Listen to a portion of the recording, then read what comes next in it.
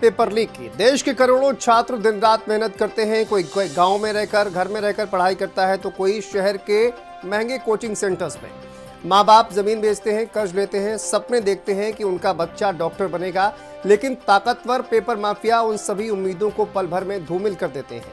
NEET जैसी परीक्षा, जिसे देश के सबसे बड़े और भरोसेमंद एग्जाम सिस्टम का एक चेहरा माना जाता है, अगर उसी में बार बार लीक, सेटिंग और राजनीतिक कनेक्शन के आरोप सामने आएंगे तो फिर छात्रों का भरोसा आखिर कैसे बचेगा। और सबसे बड़ा सवाल तो यह है कि जब एनटीए जैसी संस्था परीक्षा फीस से हजारों करोड़ रुपए कमाती है, तो फिर सुरक्षा में सेंध आखिर कैसे लग जाती है। क्या छात्रों की मेहनत अब सिस्टम की लापरवाही के भरोसे छोड़ दी गई है? और यही सवाल आज देश का हर छात्र पूछ रहा है, और जवाब अब सिस्टम को देना ही होगा। देखिए रिपोर्ट।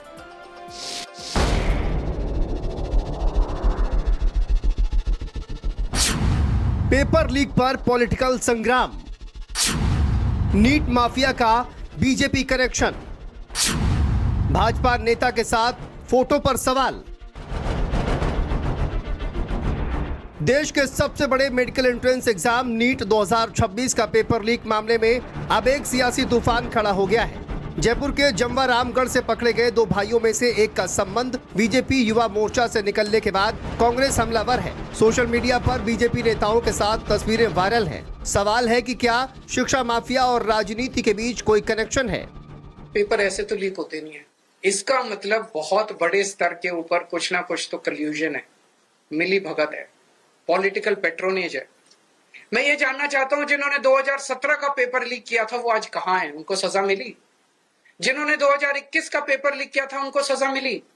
जिन्होंने 2024 का पेपर लीक किया, सबकी बेल हो गई, सारे बाहर हैं, सबको कह दिया गया अब अगले पेपर के लीक करने की तैयारी करो। राजस्थान में नीट पेपर लीक मामले की जांच जैसे जैसे आगे बढ़ रही है, वैसे वैसे सियासत भी गर्म होती जा रही है। एसओजी ने जयपुर के जमवा रामगढ़ से दो भाइयों मांगीलाल बिमवाल और दिनेश बिमवाल को गिरफ्तार किया, लेकिन कहानी में बड़ा मोड़ तब आया जब दिनेश बिमवाल का बीजेपी युवा मोर्चा से जुड़ाव सामने आया। सवाल इस बात का है कि ये जो पेपर लीक माफिया है, इनके अंदर इतना हौसला आता कहां से? इनको सरकार का या कानून का कोई डर क्यों नहीं है? और इसका सिर्फ एक जवाब है, क्योंकि इनको संरक्षण भारतीय जनता पार्टी के लोग और भारतीय जनता पार्टी देती है। उनके भाई, बंधु, सखा यही सब पेपर लीक कर रहे हैं। आइए ग्राफिक्स के जरिए आपको बताते हैं कौन है दिनेश बिमवाल। बीजेपी युवा मोर्चा का पूर्व जिला महामंत्री, कई बीजेपी नेताओं के साथ तस्वीरें, सोशल मीडिया पर पोस्ट वायरल, विधायक के जन्मदिन पोस्टर में मौजूदगी। अब सवाल उठता है कि एक अदना सा आदमी एनटीए जैसी बड़ी संस्था की व्यवस्थाओं में सेंध कैसे लगा सकता है? एनटीए जैसी संस्था जो करोड़ों रुपए की कमाई करती है, लेकिन फिर भी छात्रों को सुविधा नहीं दे पाती और पेपर लीक हो जाता है। आइए ग्राफिक्स के जरिए आपको बताते हैं कि आखिर एनटीए कितनी कमाई करती है।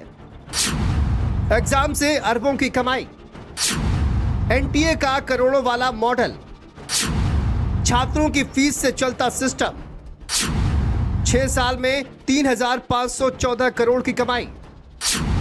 एनटीए परीक्षा या पैसा मशीन, एग्जाम फीस से 1000 करोड़ का क्लब, करोड़ों की कमाई, फिर आखिर पेपर लीक क्यों? छात्रों की जेब से बना बड़ा फंड। देश भर के करोड़ों छात्र जिस परीक्षा प्रणाली पर अपना भविष्य टिका हुआ मानते हैं, आज वही सिस्टम सवालों के घेरे में है। एक तरफ परीक्षा फीस से हजारों करोड़ की कमाई, दूसरी तरफ पेपर लीक, धांधली और लगातार उठते सवाल। अब सबसे बड़ा सवाल यही है कि क्या सिर्फ कमाई से शिक्षा व्यवस्था मजबूत हो जाएगी, या फिर सिस्टम में भरोसा लौटाने के लिए जवाबदेही भी तय करनी होगी। ब्यूरो रिपोर्ट, भारत समाचार।